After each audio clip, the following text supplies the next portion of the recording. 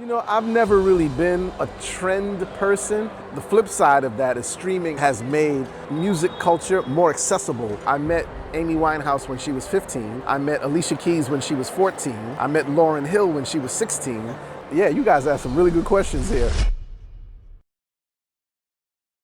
Welcome, Golden Commissioner Williams. It's a true honor to have you here with us at CANEX WKND Yes. 2024. Your incredible work had left an indelible mark in the music industry for producing Damian Marley, the miseducation of Lauryn Hill, also collaborated on Supernatural by For Santana, yes. Frank by Amy What else? Winehouse. Yes. A lot of great work.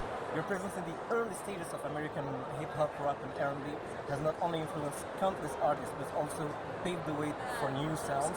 We're excited to delve into your insight on music production and the industry today. Thank you for having me. The first question will be, what's the role of trends in music? How do you spot them, and what strategies do you employ to create and influence them in your productions? You know, I've never really been a trend person.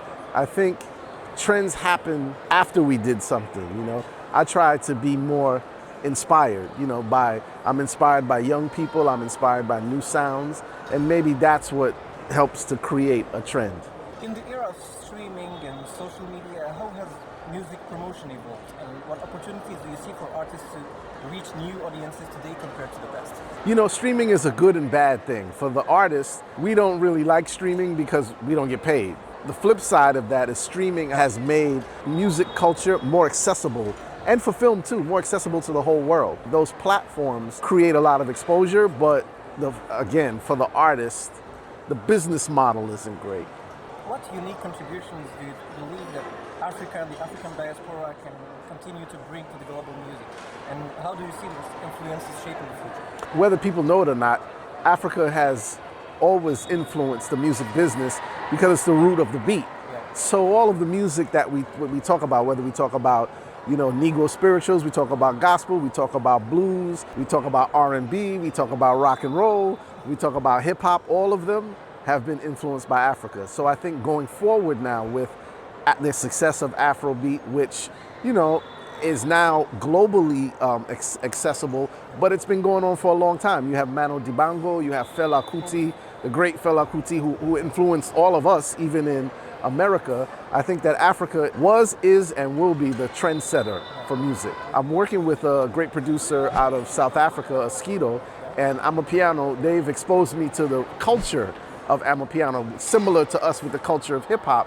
And it's amazing to see all the different sounds and styles and how that's going around the continent. Recognizing talent is crucial in your work, Yes. in your role as a producer. So can you share your process for identifying potential in artists at different stages of their career, and what feelings or instincts guide you? Well, I think same way. I don't really have a process, but what you said about feelings and instinct, that's really what I rely on. So to give you an example, I met Amy Winehouse when she was 15. I met Alicia Keys when she was 14. I met Lauryn Hill when she was 16. And I met Joss Stone when she was 13. Now, they're all very different artists, but they were similar in a way in terms of their creativity, their writing, and their desire. I think sometimes people don't look at that desire, because if you're desiring to make music, then yes, money is part of it, but money isn't your thing that's making you do music. It's the love of it. And I look for that in the artist, the passion. Magical, like Yeah. I heard an interview when you were relating the day you met Lauryn Hill in the studio with the Fugees. Yeah. And you said like everyone was speechless. Yeah, exactly. It was almost shocking. You're working with her and you go, who's that girl? And she was just practicing. It wasn't like she was freestyling. But her freestyle, I know the interview you're talking about, I was stunned because I had worked with, the great KRS-One, and I had put him on a certain level. You work with him, it's hard to almost work with any other rapper. And when I heard her, I said, whoever that girl is, she's something different, And KRS-One is the one that gave you your pseudonym. Yeah, Commissioner, yeah. That came from Chris. And it's funny, I'm still talking about it. He told me when he gave me that name, he said the whole world is going to know me as that name. And I laughed at him. I was like, no, they're not. That's a stupid name. I don't even like it. And here I am today, and he's right. The whole world does know me as Commissioner Gordon. Well, talking about recognition, as a producer, what challenges do you face in taking credit for the success of records and artists, and how do you navigate the balance between collaboration and recognition? Yeah, you guys asked some really good questions here. The balance is difficult at times because unless you have a certain amount of credibility, sometimes you'll do things that you won't be credited properly for. But I have to say, as I've gone on in the industry, to even still be here talking about things, some of them I've done 28, 29 years ago, the recognition came. So I think if you do the work, the recognition will follow. You're talking about timelessness. You're Yes. talking about works that can live to the... Are you a musician? Time. Yeah, of course. Oh, that's why you ask musician questions. Go ahead. So, what do you think sets apart a good song from a great song? And in your experience, what elements contribute to the timelessness of a track?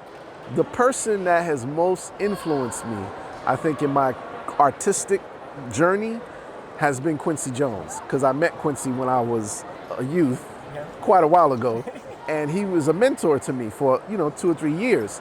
And the things that I heard in his music made me want to investigate not only who he was, but how he did what he did. So some of those elements that I heard from Quincy were great melody, a melody that's memorable. He even told me a hit melody is one that you can either hum or whistle. He said, if you can't do that, if you can't hum it, it's no good. He didn't even want to hear a beat. He said the beats you could interchange, but sit at a piano and let me hear your melody, and I'll tell you if you have a hit song. So I think melody is the primary thing, and then a rhythm accompaniment, not being too busy, being interesting, but not being so sophisticated that the average person like here can get it. I think so. You need melody, you need simplicity in rhythm, and you need a good beat. Given the technological advancements in music production, Yes. how do you think they've impacted the creative process, and do you feel they enhance or hinder creativity? If you'd have asked me that question a few years ago, I would have said they hinder. I think they can enhance if it's used in that way. I think sometimes we lean too much on those things and not just what we talked about, a great melody, a great song, something that's memorable. I think as long as you have those things, I think technology can definitely enhance that. Even with AI? Yeah, AI is a slippery slope because you have people that would see AI as something where you could just say, well, why do we even have to create? Just let AI do it. And then you have someone like me who's kind of in the middle saying that it's a tool to me. If it's used as a tool, it can be helpful. If it's used as a crutch, then yeah, it's dangerous. We are here in a very specific context, the CANEX WKND 2024 Yes. and the Music Factory you're supervising. Yes. So what advice do you have for young debuting Algerian artists and emerging talents from across the African continent? Well, you know what? Since I've been in Algeria, I've heard some really good artists. I was surprised because I thought, coming to Algeria, I didn't even know what I thought, because whenever you're meeting new people, I try to be open. Now, I've met people that haven't been accepting. I've met people that have been a little distant, and then I've met people that were, want to give you a hug as soon as you meet it. Algeria has been a hug from the door, of coming in. Everybody's been so friendly, has been so gracious. So I think that is going to be in your music. And as long as Algerians keep doing that, then their music is going to grow. And I'm hoping that I can help be a part of that.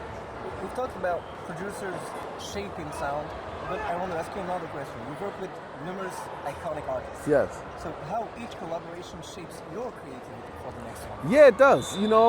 I'm always learning. I think if you stop learning, you're pretty much, that's the end. You know what I'm saying? Like, to me, I can learn from anybody. I learned something from some young kids today, on the basketball court, actually. Woo. Algerians can play ball. I think we just have to keep growing, and keep being open to that, open to the growth, and keep being open to hearing new things. Final question. Yeah. What excites you the most about the future of music? And are they maybe any trends, sounds, shapes you believe we should keep an eye on? Yeah, what really interests me is these international collaborations. I think that's where the specialness is going to be created. And as long as that keeps happening, we're gonna have some amazing new artists, amazing new sounds. Some of the sounds that I've heard here, some of the traditional instruments, wow, you know, they're common to you, but very uncommon to us. So I think those collaborations going across borders are going to make some very special moments and special things. Well, thank you for this moment. I hope you enjoyed your time with us. Yes, I did, and I'm really enjoying Algeria, and I want to hear some music. Okay. Yeah, I figured you were a musician, though. We'll do that next. Yes. Okay. Thank you for having me, Thank man. you. All right, take care.